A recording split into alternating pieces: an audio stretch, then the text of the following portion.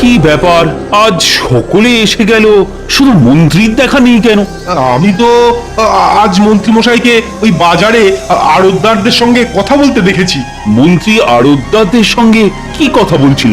সেটা তো বলতে পারবো না মহারাজ, আমাকে দেখেই তো সরে গেল। তার মানে সন্দেহজনক কিছু হবে বলে মনে হচ্ছে। গোপাল, তোমার মনটা না দিন দিন কেমন সন্দেহ বাতিক হয়ে যাচ্ছে। আমি সন্দেহবাতিক মহারাজ, অনেক ঘা খেয়ে আপনার শিক্ষা না হলেও আমার কিন্তু হয়েছে। তাই মন্ত্রী মশাইয়ের চালচলনে বেকাটেরা কিছু দেখলেই না মনের ভেতরটা কেমন ফুগে ওঠে মহারাজ। তা তো গাইবেই, আসলে তুমি তো আমাকে দেখতে পারো না, তাই ওই যে কথায় আছে না, যারে দেখতে নারী তার চলন বাঁকা। মহারাজ, বাজারের আড়তদাররা আড়ত বাড়াতে চাইছে, তাই তাদের আরো কিছু জমি লাগবে, সেই নিয়েই তারা আমার সঙ্গে কথা বলছিল। আড়তদারেরা বাড়তি জমির জন্য মহারাজের কাছে না এসে মন্ত্রী মশাইয়ের সঙ্গে কথা বললো কেন? এটা খুব ভালো কথা মহারাজ, তাদের ব্যবসা বাড়লে রাজ্যের ভালো, আর আমাদের কোষাগারও বাড়তি খাজনা আসবে। না না মহারাজ, বাড়তি খাজনা ওরা দিতে পারবে না। কেন বাড়তি খাজনা দিতে পারবে না কেন?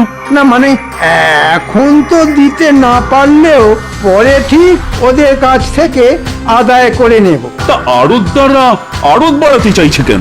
আসলে এবছর তো প্রচুর ধান হয়েছে, সেই ফসল মজুত করে রাখতেই ওরা বাড়তি আড়ত তৈরি করতে চাইছে। ঠিক আছে, দিয়ে দেবো জমি, তবে শর্ত কিন্তু একটাই। কি শর্ত মহারাজ? এবছর যখন অনেক ফসল হয়েছে তখন জিনিসপত্রের দাম বাড়ানো তো চলবেই না, উল্টে কমাতে হবে। খুব ভালো শর্ত মহারাজ, জিনিসপত্রের দাম কমে গেলে গরিব প্রজাদের খুব ভালো হবে। ভালো করাচ্ছি।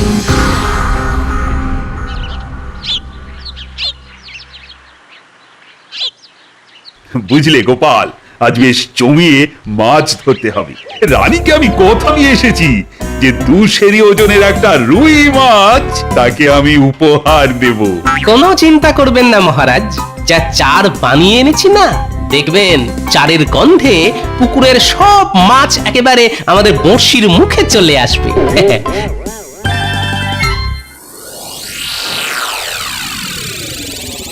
শোন, অনেক বলে কয়ে তোদের জমি দিতে মহারাজকে রাজি করিয়েছি, এখন তোদের কথা দিতে হবে যে আমি যা যা বলবো তোরা তাই তাই করবি।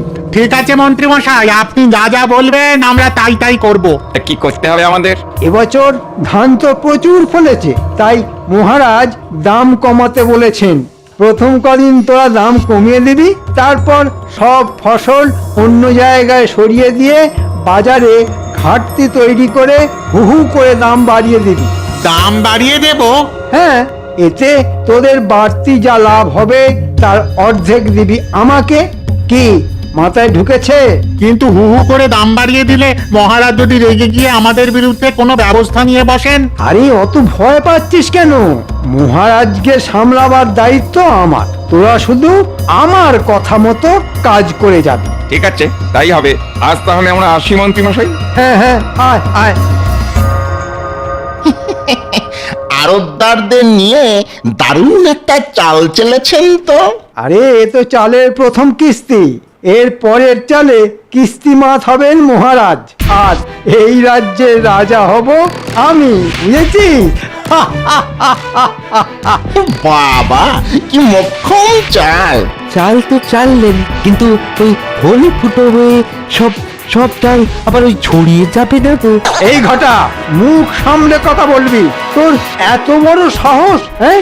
আমার সামনেই আমার দেওয়া চালকে অপমান করিস, হ্যাঁ? অপরাধ অপরাধ নেবেন না, আসলে আসলে ওই এতদিন ধরে দেখে আসছি তো।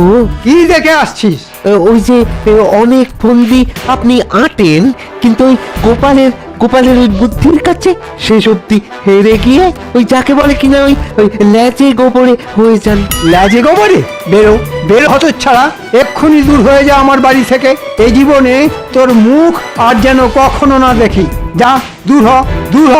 এবারে যদি আপনি যেতেন তাহলে আর এই মুখ দেখাতে আসবো না। হ্যাঁ, তবে তবে আবার যদি ওই হারেন তাহলে এই শ্রীমুখ ঠিক দেখিয়ে যাব। হ্যাঁ, তবে রে এই জন্যই বলে যার শিল যার নোড়া তারই ভাঙে দাঁতের গোড়া। বেটা বেঈমান, আমার খেয়ে আমারই পড়ে আজ আমারই সমালোচনা করছে। হ্যাঁ, কথাটা কিন্তু ঘটা মিথ্যে বলেনি, এই বরাবরই তো গোপাল। আরে রাখ তোর গোপাল, এবার এমন আটঘাট বেঁধে নামছি যে গোপাল তো গোপাল, গোপালের 14 পুরুষও না আমার টিকিটা অবধি ছুঁতে পারবে না। গোপাল আর মহারাজের এমন হাঁড়ির হাল করব যে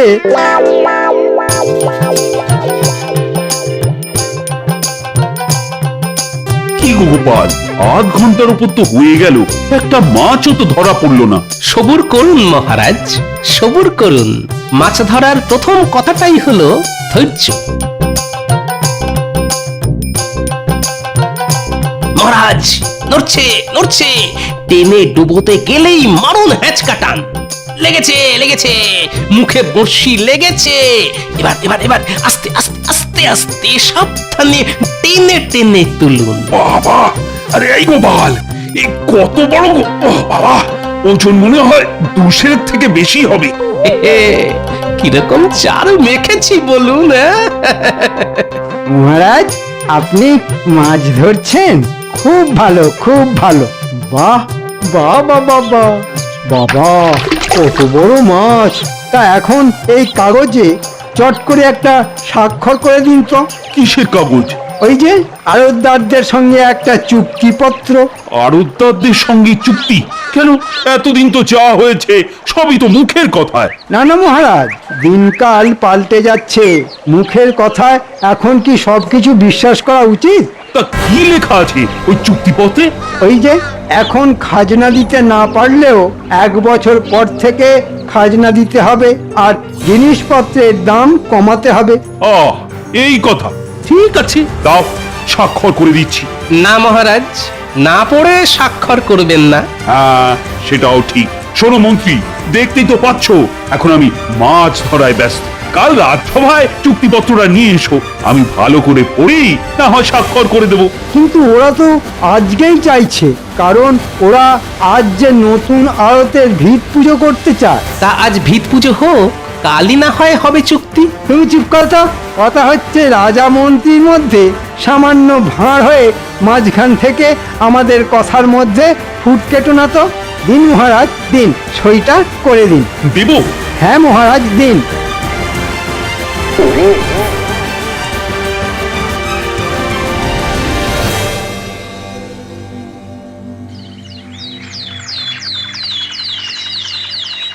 কি দিনকাল পড়লো রে দাদা, কদিনের মধ্যে জিনিসপত্রের দাম একবারে লাফিয়ে লাফিয়ে দ্বিগুণ হয়ে গেল। আর একটা জিনিস লক্ষ্য করেছো, খুচরো বিক্রেতাদের কাছে তেমন জিনিসপত্র নেই। ওরা বলেছিল আড়তদাররা নাকি সব জিনিস আড়তবন্দি করে ফেলেছে। আমাদের রাজ্যে এমন একজন ভালো মহারাজ থাকতেও এত অনাচার। শোনো, সকলকে জড়ো করো, আজই মহারাজের কাছে গিয়ে কথাটা তার কানে তুলতে হবে। ওই দেখো গোপাল দাদা আসছে। চলো গোপাল দাদাকে সব কথা বলি। গোপাল দাদা, বাজার যাচ্ছ বুঝি? হ্যাঁ, তা তোমাদের বাজার হয়ে গেছে বুঝি? আর বাজার, বাজারে আগুন লেগে গেছে গো গোপাল দাদা, আগুন। সব জিনিস একেবারে অগ্নিমূল্য। তাই নাকি? চলো তো দেখি।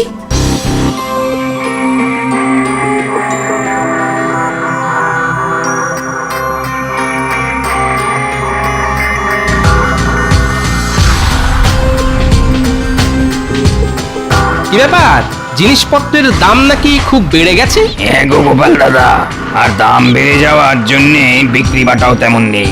তা এবছর তো সব দিক দিয়েই ভালো ফলন হয়েছে, তাহলে দাম বাড়লো কেন? সেটা কি করে বলবো গোপাল দাদা, আসলে যতদূর শুনেছি তাতে আড়তদাররা সব জিনিস কিনে আড়তে মজুত করে ফেলেছে। সে কি? আর এর ফলে খুচরো বাজারে যোগান কম আর দাম দ্বিগুণ।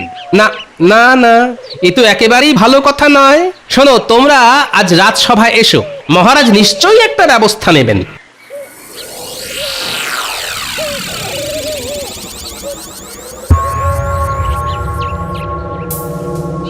শুনেছি কোনো এক রাক্ষসীর প্রাণভোমরা ছিল একটা কৌটোর মধ্যে, আর মহারাজ কৃষ্ণচন্দ্রের প্রাণভোমরা আছে এই কাগজের মধ্যে। মহারাজ, তুমি তো আর জানো না, না জেনে কোন কাগজে সই করেছো তুমি?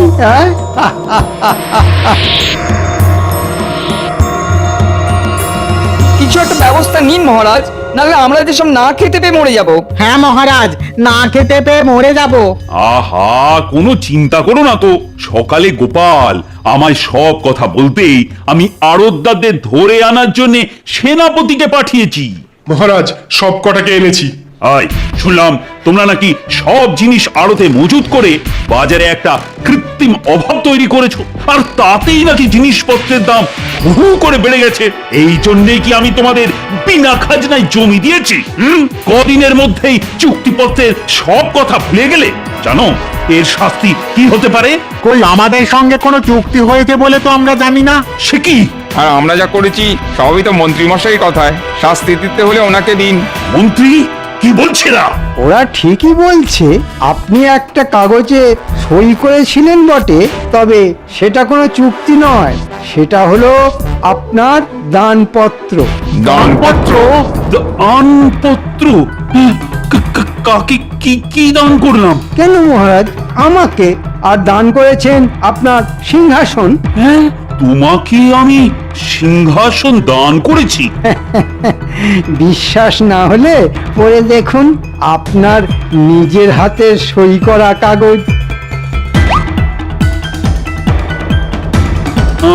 আমি মহারাজ কৃষ্ণচন্দ্র আজ এই মর্মে স্বীকার করছি যে রাজকাজ আমার আর ভালো লাগছে না, তাই আমার সিংহাসন আর রাজপ্রাসাদ আমি মন্ত্রীকে দান করে দিচ্ছি।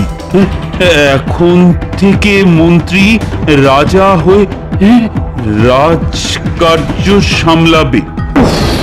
ও মন্ত্রী, তুমি এতটাই খারাপ, এভাবে আমাকে ঠকালে? এই জন্যেই আমি আপনাকে সেদিন না পড়ে কাগজে স্বাক্ষর করতে বারণ করেছিলাম মহারাজ। এখন বুঝতে পারছেন তো না পড়ে স্বাক্ষর করার ফল কি মারাত্মক হতে পারে? বুঝতে পারছি গোপাল, হাড়ে হাড়ে বুঝতে পারছি। আর সেই সঙ্গে এও বুঝতে পারছি এতদিন দুধ করা দিয়ে আমি কি ভয়ঙ্কর কাল সবটাই না পুষেছিলাম। বুঝতেই যখন পেরেছেন তখন কাল সাপের মরণ কামড় খান। শুনুন, কাল সকালেই রাজপ্রাসাদ আর সিংহাসন ছেড়ে দেবেন, এই আমার শেষ কথা। কাল থেকে আমি রাজা, তাই আমার কথাতেই সবকিছু চলবে। আয় ভগবান! উফ!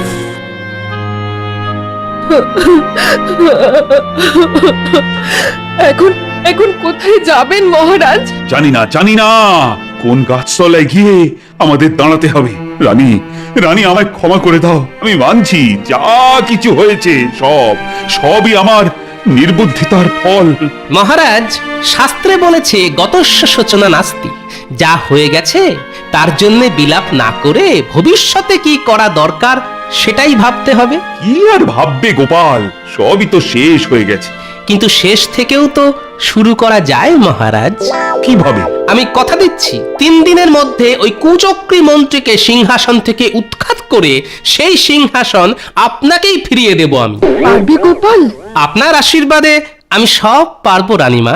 মহারাজ, কাল রাজপ্রাসাদ ছেড়ে যাবার সময় আপনি কোষাগারের সব অর্থ, সোনা দানা আর আপনার সিন্দুক সঙ্গে নিয়ে যেতে ভুলবেন না। কিন্তু আপনার দানপত্রে শুধু সিংহাসনের কথা লেখা আছে, আর কিছু নয়। আমি এখন আসি মহারাজ, অনেক কাজ বাকি আছে।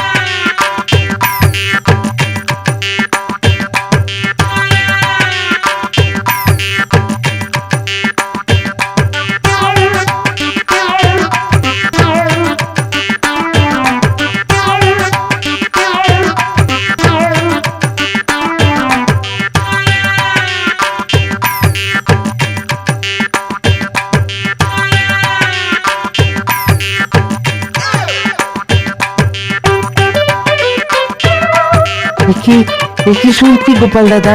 হ্যাঁ, কি শুনছি মহারাজকে নাকি সিংহাসন। ঠিকই শুনেছিস। এবারেও বুদ্ধির জোরে তুমি ওই মন্ত্রী বেটাকে হারিয়ে দাও গোপাল দাদা। হ্যাঁ, ও হারলে আমার গায়ের জ্বালা জুড়োয়। সে কি রে, এতদিন তুই তো সঙ্গেই ছিলি। হ্যাঁ, ছিলাম। আর এতদিন ওর কথায় কত খারাপ কাজ করে গেছি, অথচ এখন আমাকেই তাড়িয়ে দিয়েছে। মন্ত্রীকে হারাতে হলে তো আমায় সাহায্য করতে হবে তোকে। কিরে, পারবি? একবার একবার বলেই দেখো না কি করতে পারি। হ্যাঁ, তাহলে একজন অচেনা লোককে জোগাড় করতে হবে, বেশ বলিয়ে কইয়ে হওয়া চাই কিন্তু। হয়ে যাবে, হ্যাঁ হ্যাঁ হয়ে যাবে। সেই সঙ্গে লাগবে একটা গরুর গাড়ি আর রক্ষীর বেশে আরো গোটা চারিক লোক। কে সব ঠিকঠাক পারবি তো? দেখো না কি করি। তাহলে কি কি করতে হবে শোন।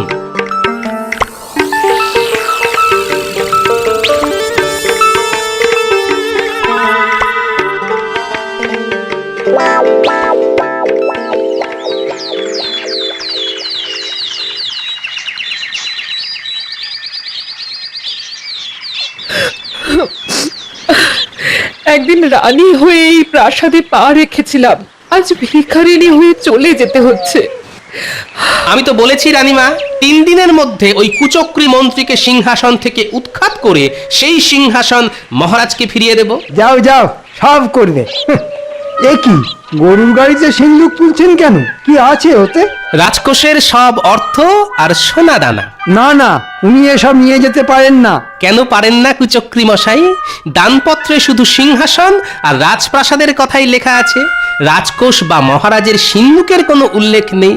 চাপ বাবা, তাড়াহুড়োয় খুব কাঁচা কাজ করে ফেলেছি দেখছি। চলে আসুন মহারাজ।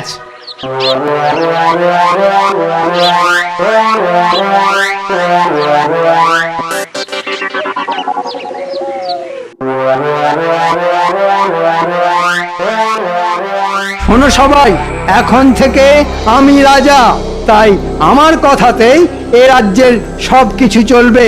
হা, হা, হা, হা। শোনো, আজ থেকে সকলের বেতন অর্ধেক করে দিলাম। বেতন অর্ধেক? হ্যাঁ, অর্ধেক। যাদের পোষাবে তারা থাকবে, আর যাদের পোষাবে না তারা চলে যাবে। একই বলা নেই কওয়া নেই, হুট করে রাজসভায় ঢুকে পড়লে যে। ঢুকে না পড়ে কি করব? বাজারে জিনিসপত্র পাওয়া যাচ্ছে না, যেটুকু যা যাচ্ছে তার দাম 3 গুণ 4 গুণ হয়ে গেছে। সবে তো 3-4 গুণ, ভবিষ্যতে 5-6 গুণ হয়ে যেতে পারে। তাহলে আমরা খাবো কি? আমাদের সংসার চলবে কি করে? অত চলাচলির মধ্যে আমি নেই। মুদ্রা কথা, এ রাজ্যে থাকতে হলে চড়া দাম দিয়েই জিনিসপত্র কিনতে হবে। আর একটা কথা, এবার থেকে খাজনা কিন্তু দ্বিগুণ হয়ে যাবে। যে আমার বিরুদ্ধে কথা বলবে তার পরিণতি হবে কারাবাস। আমি মুর্শিদাবাদ থেকে আসছি। আমার পরিচয় হলো, আমি নবাবের নতুন দূত। নবাবের দূত? তা কি দরকারে এসেছো বলো? নবাব বলে পাঠিয়েছেন খাজনা বাবদ এক্ষুনি তার 5000 স্বর্ণ মুদ্রা প্রয়োজন। 5000 মোহর এক্ষুনি? তা কি করে সম্ভব? সম্ভব অসম্ভব তো আমি জানি না, আমি শুধু ওই 5000 স্বর্ণ মুদ্রা নিয়ে যাওয়ার জন্য গরুর গাড়ি এনেছি। স্বর্ণ মুদ্রা পেলে ভালো, না পেলে নবাবের আদেশ মতো আমি আপনাকে বেঁধে নিয়ে যাব, সেখানেই হবে আপনার শাস্তি। ওরে বাবা, এখন কি করব? রাজকোষের সব অর্থ তো মহারাজ নিয়ে চলে গেছে, এত মোহর এখন জোগাড় করব কি করে? ঠিক আছে দূত, তুমি একটু অপেক্ষা করো, আমি দেখছি। কোনো মতেই নয়। ওরে হতভাগারা, খাজনা না পেলে নবাব কৃষ্ণনগর আক্রমণ করে এই রাজ্য কেড়ে নিতে পারেন। না না, এই মুহূর্তে এত মোহর আমাদের পক্ষে দেওয়া সম্ভব নয়। ওরে বাবা, তাহলে কি করব এখন? ওরে বাবা, রাজা হওয়ার এ কি শাস্তি! এখন কি হবে? আরে ছাতার মাথা, হবে আমার মাথা আর তোর মুন্ডু। কি গোপাল দাদা, কিরকম লেজে আগুন ধরিয়ে দিয়েছি বলো? বিলকুল। এবার দেখ না, ওই লেজের আগুনে কুচক্রী বেটা কেমন জ্বলে পুড়ে মরে। ওরে বাবা, ওরে বাবা, এখন এখন কি করি? হ্যাঁ, অতগুলো মোহর তো জোগাড় করা সম্ভব নয়। হ্যাঁ, এখন যেমন করি হোক ওই দূতের হাতে কিছু গুঁজে দিয়ে ওকে আটকাতেই হবে। হ্যাঁ হ্যাঁ। ও ভাই দূত, একটু কাছে এসো না, কানে কানে একটা কথা বলি। বলুন। বলছিলাম কি, তোমাকে আমি কিছু অর্থ দিচ্ছি, ওটা নিয়ে যেমন করে হোক তুমি একটু সামলে দাও। হ্যাঁ, আমাকে ঘুষ নিতে বলছেন? চলুন চলুন, তাহলে এক্ষুনি আপনাকে বেঁধে নিয়ে যাই। ওরে বাবা, কি করবো রে? না না, পালাতে হবে। পালিয়ে কোথায় যাবেন কুচক্রী মশাই? ওই যে কথায় আছে না, পালাবার পথ নেই, জম আছে পিছে। আমায় আমায় ছেড়ে দাও গোপাল, আমি রাজা হতে চাই না। তাহলে ওই দানপত্রটা দিন।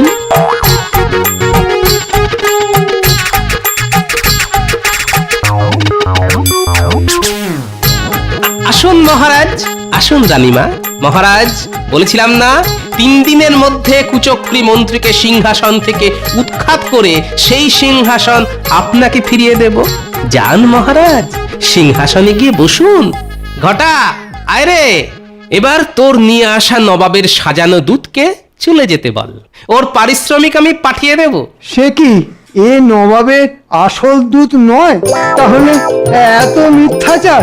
আপনার মতো দুরাচারীর সঙ্গে এটুকু মিথ্যাচার তো করতেই হবে কুচক্রী মশাই। কি মন্ত্রী না মানে ওই কুচক্রী মশাই, এবারেও আপনার সব চাল ছড়িয়ে গেল তো। ঘটা, আমি তোকে সেনাপতি, বন্দি করো এই বদমাইশকে।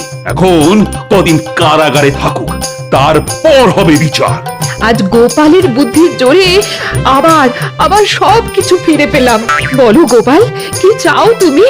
মায়ের কাছ থেকে আশীর্বাদ ছাড়া আর কি চাইবার আছে সন্তানের? ওইটুকু পেলেই আমি সন্তুষ্ট রানীমা। জয় গোপালের জয়। জয় গোপালের জয়।